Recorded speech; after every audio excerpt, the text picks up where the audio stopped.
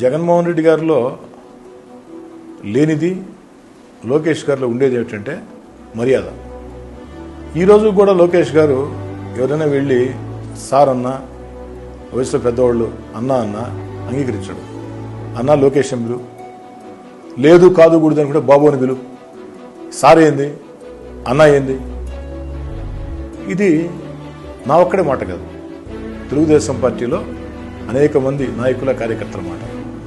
రెండోది, లోకేష్ గారు కార్యకర్తలకు బాగా సమయం కేటాయిస్తారు. అధికారం లేనప్పుడు ఏదైనా కేటాయించారో ఇప్పుడు కేటాయిస్తున్నారు. వాళ్ళు చెప్పే ఓపిక వింటున్నారు. ట్విట్టర్లకి ఎక్స్లు కూడా సమస్యలు చెప్తే స్పందిస్తున్నారు, జనం మధ్యలో ఉంటున్నారు. ఇవన్నీ జగన్ గారిలో లేవు.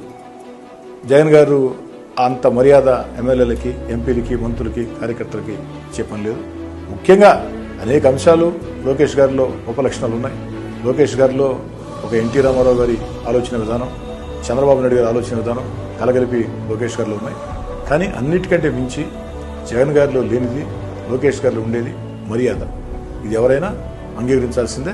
వైఎస్ఆర్ కాంగ్రెస్ పార్టీ నాయకులు కూడా అంతర్గత సంభాషణలో మాట్లాడుతున్నప్పుడు బహిరంగ చెప్పే మాట లోకేష్ గారు మర్యాదస్తుడు.